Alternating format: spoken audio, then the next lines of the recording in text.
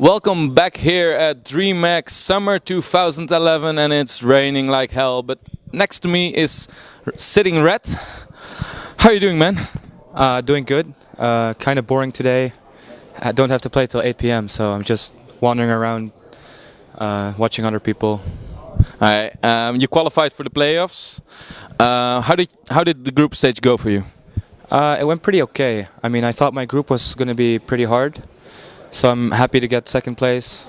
I shouldn't have lost against Moman, but I'm happy I beat Strelok and Jimpo and Tyler.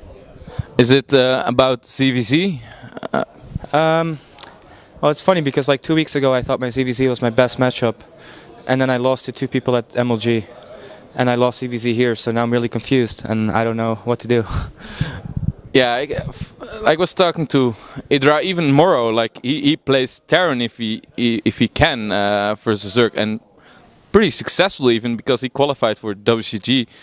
And Idra was saying as well that maybe like in Zerg versus Zerg, the skill difference is like less, so everyone can basically win. Now after these matches, do you agree kind of with it? I agree to an extent. I mean, the skill difference is a lot less noticeable, but also I feel like it's obviously balanced. So I'm kind of I have two opinions about it. I like playing ZVZ because it's balanced, but I don't like the fact that I can just lose to a lot of people. Yeah, I can imagine. Talking about balance, what's your current situation about balance? I think it's hard to say, but I think it's pretty good. I mean, all races are pretty much winning. Even though the last GSL there was like 8 Terrans in the top 8. And here we have 6 Protoss being qualified and 1 Terran and a couple of Zergs. Yeah, but it changes like every tournament. I mean, at MLG there was a lot of Zergs doing well. I think that's a good sign. If there's no clear indication of one race being by far the best, then the game is doing pretty good. I think so too.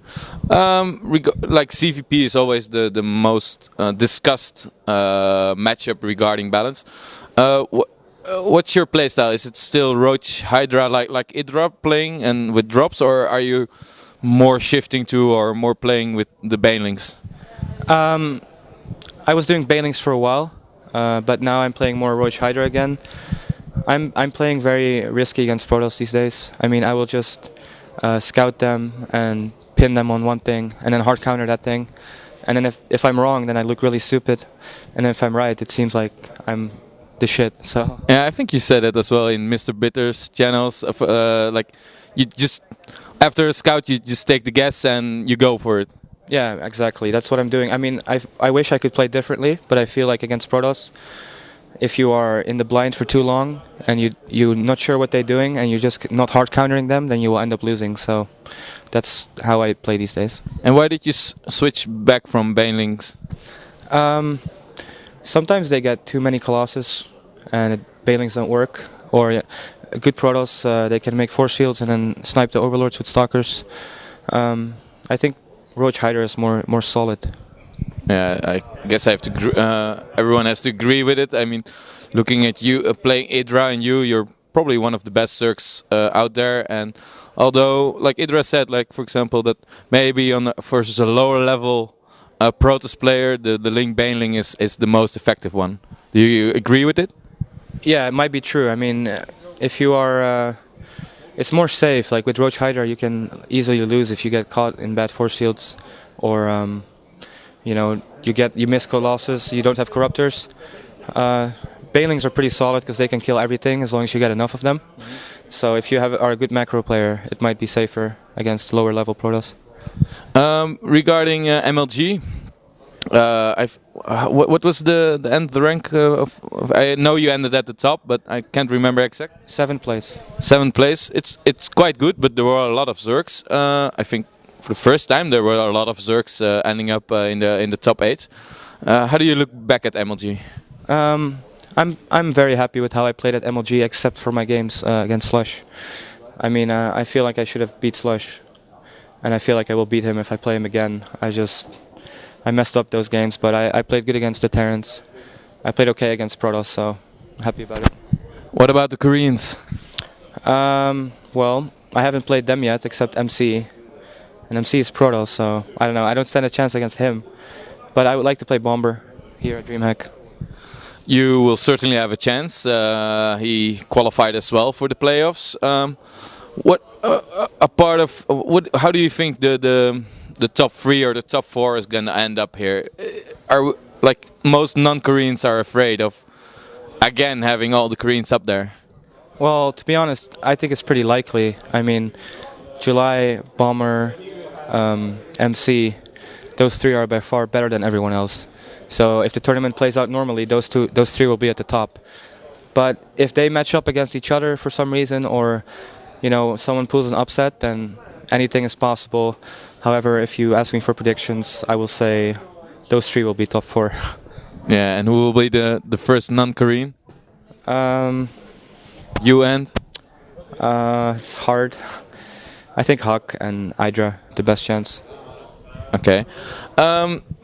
Do you see with how the Koreans are practicing it like as a religion, StarCraft 2, and do you see that like Idra said, like it's not impossible to win versus Koreans, but it's like we say that every event, and do you think that the non-Koreans will eventually catch up or be at that level? I think eventually we'll catch up because StarCraft 2 is kind of an easy game. So it's not like Koreans can just keep practicing and keep improving. At some point they're just going to hit the top ceiling or very close to it. And then, non-Koreans are going to do the same thing. It'll just take a little bit longer. When do you think we'll hit that ceiling? I think we're almost there now. I think the way people are playing right now, the top Koreans, they're not going to get that much better than they are right now. I think if we can catch up to where they are right now, then we'll beat the Koreans. Do you think Blizzard should address this skill issue that the gap is too low?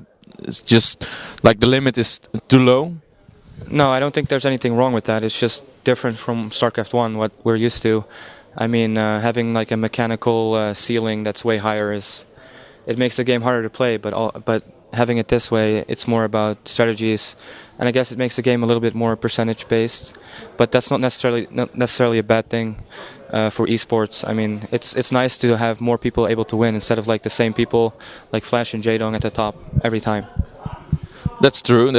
But then you can then it's hard to be a stable player to perform every time, every event at the top. Yeah, that's true. But I think having a large group of players who are always doing well is fine. I mean, StarCraft 2 is big enough that 32 best players can make a good living for themselves, and you don't have to win every time. Yeah, that's true. As long as a healthy community, a healthy scene, and also financially. If you take a look at the future, what are the upcoming events for you? You obviously did amazing in the NASL. You qualified for the finals, being ranked first. And what other tournaments are ahead of you? There's the Home Story Cup next week, right after Dreamhack. Then NASL on July 6th. Then I'm going to stay in America until MLG, which is like at the end of July. Lots of people are going to stay, I think, in America. I talked to White Raw and stuff.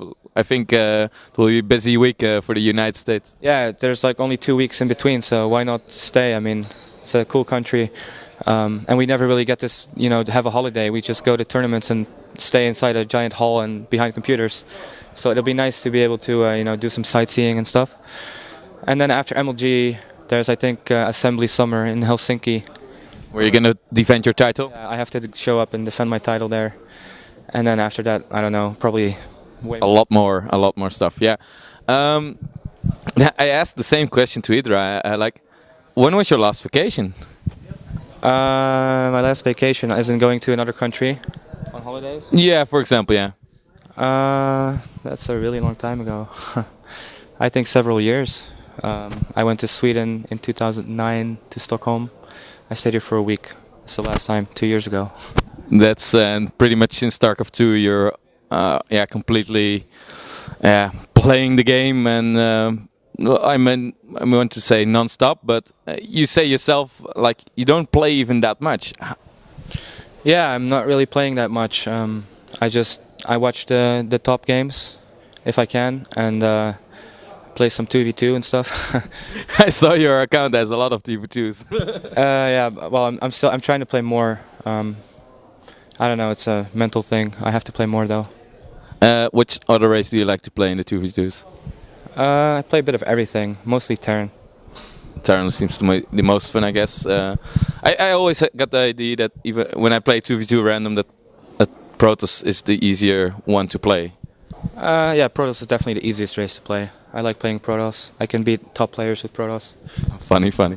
Well, do you have anything to say for the community? Well, thanks to everybody who likes watching me, and hopefully you'll keep cheering for me. And I want to win Dreamhack, so.